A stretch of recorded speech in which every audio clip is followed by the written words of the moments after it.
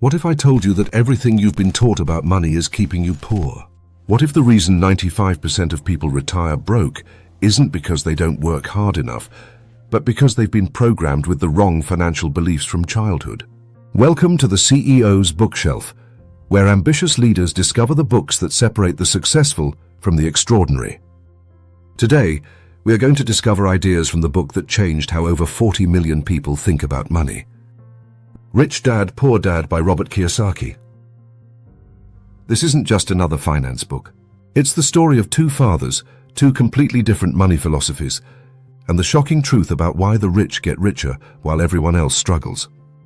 By the end of this video, you'll understand the 6 life-changing lessons that separate the wealthy from the middle class. And more importantly, you'll know exactly what steps to take to start building real wealth. Let's dive in. Rich Dad and Poor Dad. Robert grew up with two fathers, and this unique perspective changed everything about how he understood money. His biological father, Poor Dad, was highly educated with a PhD, worked for the government, and always stressed about money. He believed in the traditional path. Study hard, get good grades, find a secure job with good benefits, and work your way up the corporate ladder. But his best friend's father, Rich Dad, was a completely different story. He barely finished 8th grade, but he owned multiple businesses and became one of the richest men in Hawaii. He taught Robert lessons about money that weren't taught in any school. The contrast was striking.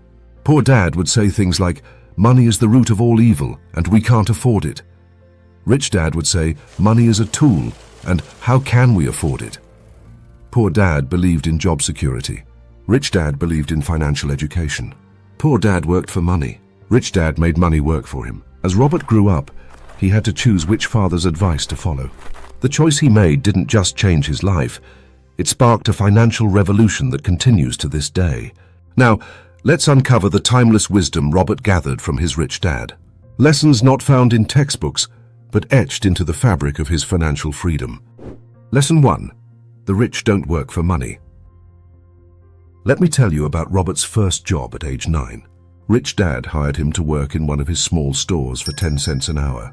After a few weeks, young Robert got frustrated and demanded a raise. Rich Dad's response was shocking. He cut Robert's pay to 0. "If you work for money, you give the power to your employer," Rich Dad explained. "But if you work to learn, you keep the power." This is the fundamental difference between how the poor and rich think about work. Most people get caught in what Robert calls the rat race. They work hard, get a paycheck, pay their bills, and then work even harder for a bigger paycheck. They're always chasing money, but money is always running away from them. Here's the pattern. You get a raise, so you increase your lifestyle.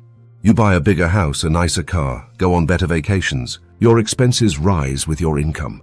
You're making more money, but you're not getting ahead. The rich understand something different. They don't work for money. They work to acquire assets. Assets that generate income whether they're working or not. Think about it this way. If you stop working tomorrow, how long could you survive on the money your assets generate? For most people, the answer is scary, maybe a few months at best. But rich people build income streams that continue flowing even when they're sleeping, traveling, or playing golf. That's the difference between working for money and having money work for you. This leads us to one of the most controversial concepts in the book. Lesson 2. Assets versus liabilities. Rich Dad taught Robert a simple definition that most people get completely wrong. An asset puts money in your pocket. A liability takes money out of your pocket. Now here's where Robert drops a financial bomb that shocked millions of readers.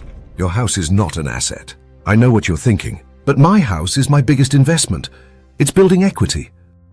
Does your house put money in your pocket every month, or does it take money out? Think about it. Your house costs you money through mortgage payments, property taxes, insurance, maintenance, and repairs. Your house doesn't pay you, you pay it. By definition, that makes it a liability, not an asset. Now, this doesn't mean you should never buy a house. But Rich Dad's point is that many people tie up all their money in their house and miss out on real investment opportunities. So what are real assets? Things that put money in your pocket. Real estate investments. Rental properties that generate monthly cash flow. Stocks and bonds. That pay dividends and interest businesses. That operate without your direct involvement. Royalties from intellectual property, books, or music. The middle class focuses on increasing their income, getting raises, promotions, better jobs. The rich focus on acquiring assets. They understand that true wealth isn't measured by how much you earn, but by how much your assets earn for you. Lesson 3. Mind your own business. Rich Dad told Robert, "Mind your own business." But he didn't mean quit your job. He meant something much more strategic. Most people confuse their profession with their business. A teacher thinks teaching is their business. A lawyer thinks law is their business. A doctor thinks medicine is their business. But that's not their business. That's their profession. Their business is their asset column. Your profession pays your bills. Your business makes you wealthy. Here's what minding your own business really means. Keep your day job. Use it to pay expenses and fund your asset purchases. Build your asset column. Spend your spare time and money acquiring income-generating assets. Don't confuse assets with liabilities. Just because you buy something expensive doesn't mean you're building wealth. Let me give you a practical example. Let's say you're a teacher making $50,000 a year. Instead of upgrading to a fancier car or bigger house, you take $500 a month and invest it in dividend-paying stocks, or save up for a rental property down payment. Over time, your assets start generating their own income. Maybe it's $100 a month at first, then $500, then $1,000. Eventually, your assets might generate more income than your job. That's when you've truly minded your own business. You've built a financial foundation that doesn't depend on your job, your boss, or the economy. But building wealth isn't just about strategy. It's about education. Lesson 4. The power of corporations and taxes. Rich Dad taught Robert about the power of corporations and how the rich use them to their advantage. Here's a history lesson that will blow your mind. Income taxes were originally designed to tax only the rich.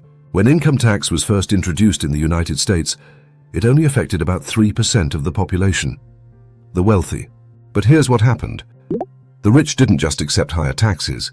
They fought back using the power of corporations. A corporation is a legal entity that's separate from you personally. When you own a business through a corporation, you get access to tax strategies that employees don't have. Here's how it works for employees versus business owners.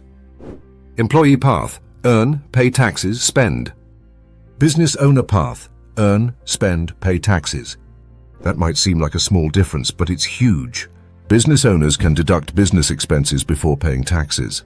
Things like home office expenses, business meals, travel expenses, equipment and supplies, professional development. Rich Dad emphasized that this isn't about tax evasion, it's about financial education.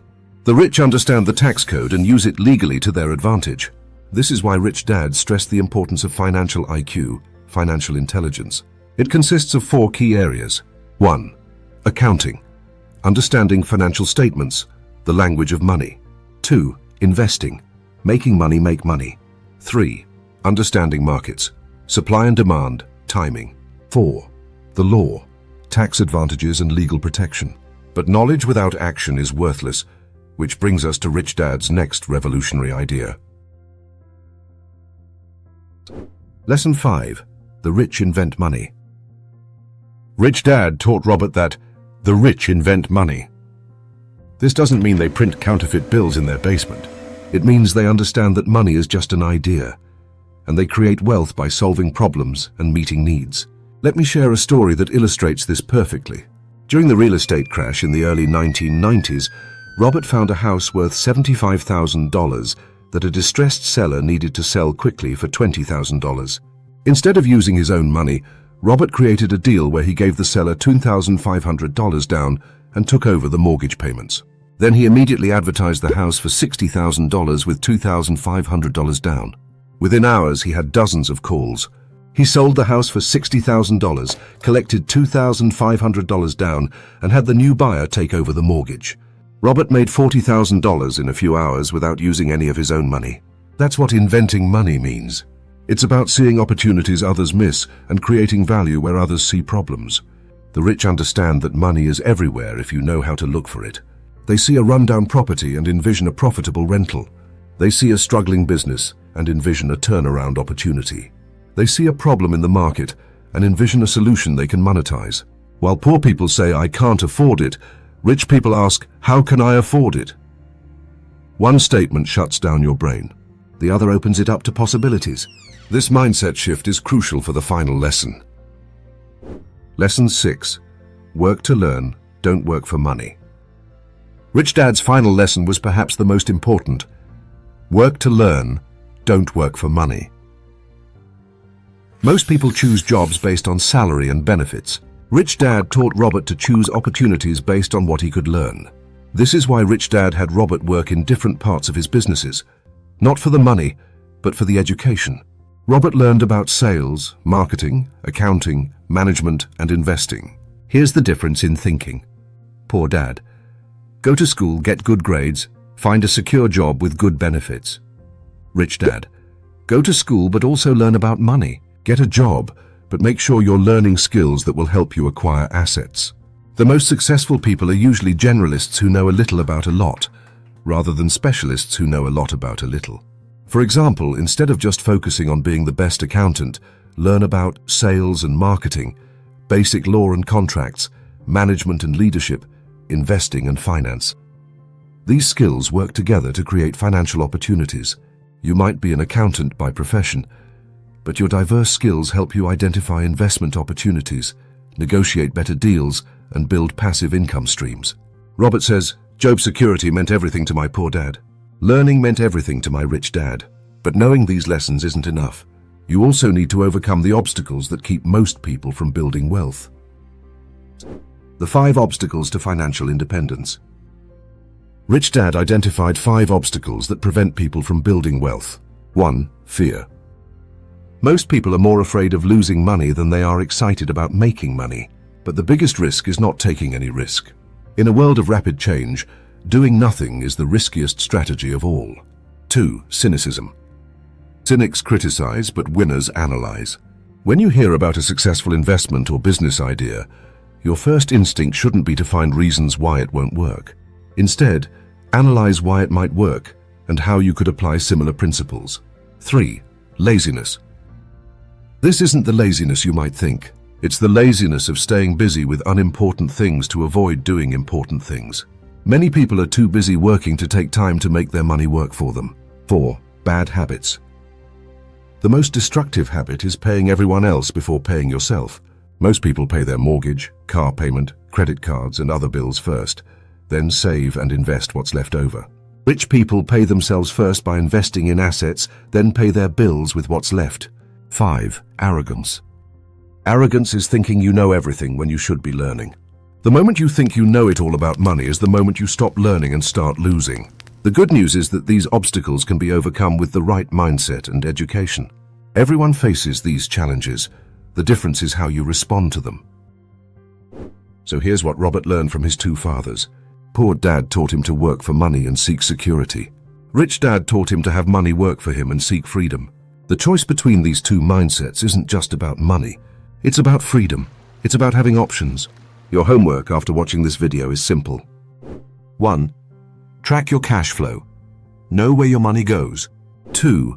Learn the difference between assets and liabilities. Start building your asset column. 3.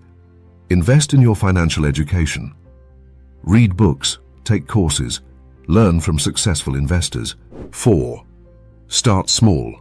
You don't need thousands of dollars to begin building wealth. Thanks for watching. Don't forget to subscribe. Remember, it's not about how much money you make. It's about how much money you keep and how many generations you keep it for.